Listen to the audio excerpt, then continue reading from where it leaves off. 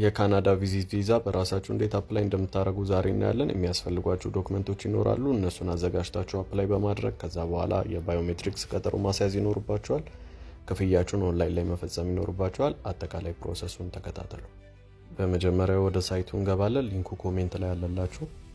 ከዛ በመቀጠል አካውንት ነው የምንከፍተው።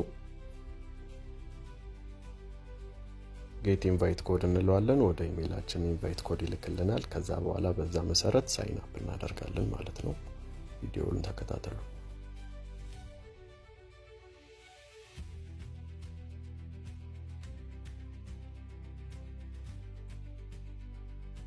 ሳይን አፕ አድርገን ከጨረስን በኋላ ሳይን ኢን እንለዋለን። ኢሜይላችንና ፓስወርዳችንን አስገብተን በመቀጠል ተርምስ ኤንድ ኮንዲሽንስ ያመጣልናል። አይ አክሰፕት እንለዋለን ማለት ነው። ከዚህ በመቀጠል እንግዲህ ስታርት አፕሊኬሽን እንለዋለን። ከዛ በኋላ ግሩፕ ነው ወይስ አይደለም የሚል ያስመርጠናል። እንደምታዩት ከሆነ የስ እንለውና ግሩፑ ምንድነው የሚለውን እንገልጻለን ማለት ነው። ቢዝነስ ነው፣ ፋሚሊ ነው፣ ቱር ነው የሚለው። ከዛ በኋላ ወደ ዋናው ፕሮሰስ እናልፋለን። ኮንቲኒው እንለዋለን እዚህ ጋር። ከዛ የምንሄድበትን ሪዝን እንመርጣለን። ከዚህ በመቀጠል እያንዳንዱን ዲቴል መሙላት ይኖርብናል። ለምን እንደምንሄድ፣ መቼ እንደምንሄድ፣ መቼ እንደምንመለስ ቪዚት ብለን እስከሞላን ድረስ መሄጃና መመለሻችንን ቀን ማስገባት ይኖርብናል ማለት ነው። ከዛ በመቀጠል የሚጠይቀን ነገር አለ። ራሳችንን አፕላይ ያደረግነው ወይስ ለሌላ ሰው ነው የሚለውን ነገር እሱን ማስገባት ይኖርብናል። ግን ራሳችን ብለን ብናልፍ ነው ጥሩ ነው የሚለውን እንመርጣለን ማለት ነው። ከዛ በመቀጠል ስማችንን፣ የአባት ስም፣ የአያት ስም፣ የትውልድ ጊዜ እና ሌሎች ፐርሰናል ኢንፎርሜሽኖችን ዲቴል እናስገባለን። ከዚህ በመቀጠል ያለን ትራቭል ዶክመንት ምንድነው ይለናል። ፓስፖርት ብለነው ሬጉላር እንላለን።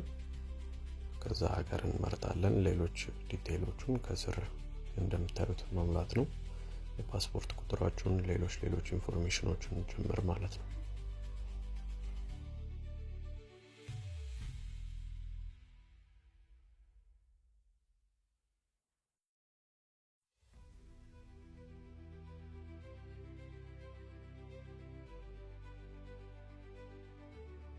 እዚህ ጋር እንግዲህ የተወለድንበትን ቦታ፣ አካባቢ እና ደግሞ ዜግነታችንን ነው የምንመርጠው ማለት ነው። ምናልባት ለውጥ ካለ ከተወለድንበት ቦታ ዲቴል ኢንፎርሜሽን ማስገባት ይኖርብናል።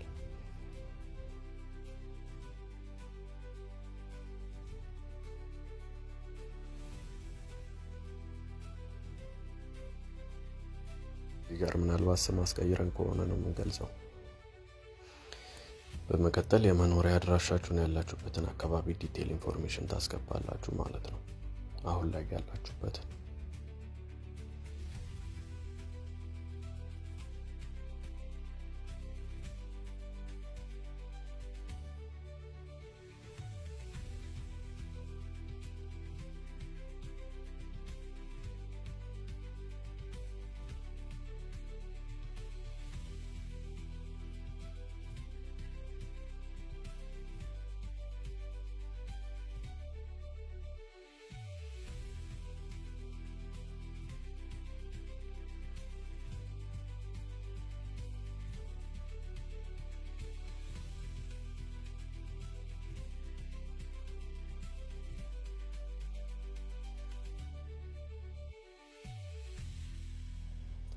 እዚህ ጋር ደግሞ ከዚህ በፊት አሻራ ሰጣችሁ የምታውቁ ከሆነ አፕላይ አድርጋችሁ የስ ብላችሁ ማለፍ ትችላላችሁ። ካልሆነ ነው የምትሉት።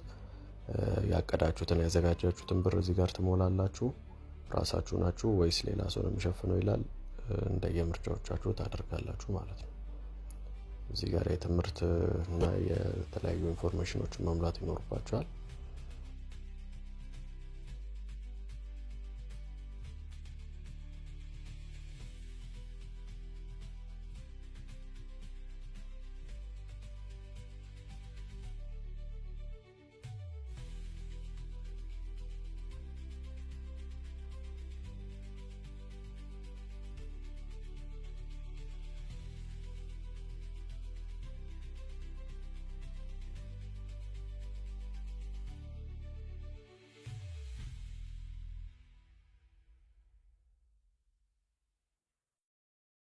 በመቀጠል ከዚህ በፊት ትራቨል ሂስትሪ ከነበረን እያንዳንዱን ኢንፎርሜሽን በትክክል እንሞላለን ማለት ነው።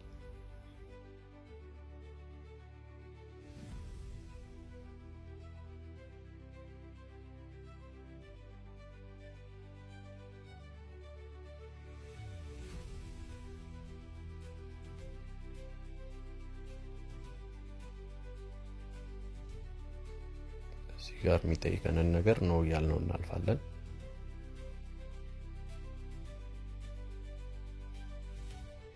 እዚህም ጋር እንደዚሁ ነው ብለን ነው የምናልፈው።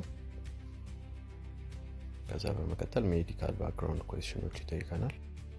እነሱንም እንደ ጥያቄው እንመልሳለን። ከዚህ በፊት አድርገን ከነበረ ተጠይቀን ከዚህ በፊት የነበሩብን በሽታዎች ከነበሩ እነሱን እንመልሳለን ማለት ነው። በመቀጠል የትዳር ሁኔታ ይጠይቀናል። እዚህ ጋር በትክክል እንሞላለን።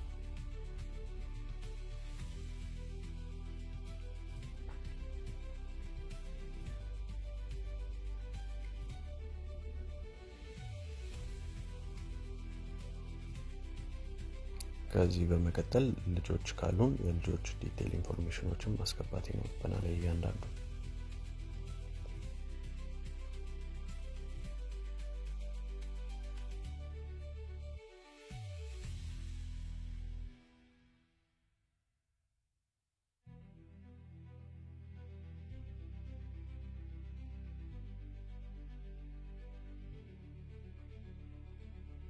እዚህ ጋር ስለ ወላጆቻችን ነው የሚጠይቀን። ማስገባት የምንችላቸውን ኢንፎርሜሽኖች በስርዓቱ ማስገባት ይኖርብናል ማለት ነው።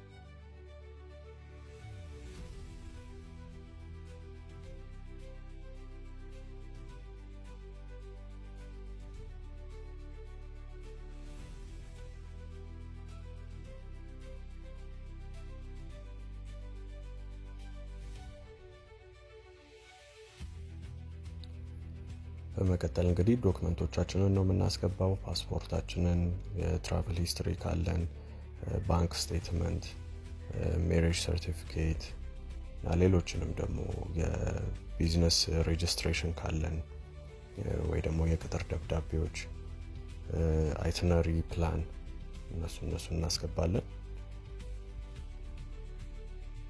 ከዛ ወደ ክፍያ ነው የምንሄደው ማለት ነው። ክፍያው እንግዲህ ሁለት አይነት ነው የሚሆነው። አንደኛው ከዚህ በፊት አፕላይ አድርገን አሻራ ሰጥተን ከነበረ አሁን ለአፕሊኬሽኑ ብቻ ነው የምንከፍለው። ካልሆነ ግን ለአሻራም ለአፕሊኬሽኑ ነው የምንከፍለው ማለት ነው። አዲስ ከሆነንና አሻራ ካልሰጠን ለአሻራ ደግሞ ሌላ ሳይት አለ። እሱንም ከስራ አስቀምጥላችኋለሁ። እዛ ላይ ገብተን አፕላይ ማድረግ ይኖርብናል። እኛ አፕላይ እንድናደርግላችሁ የምትፈልጉ ባዮ ላይ ባለው አድራሻ አናግሩን።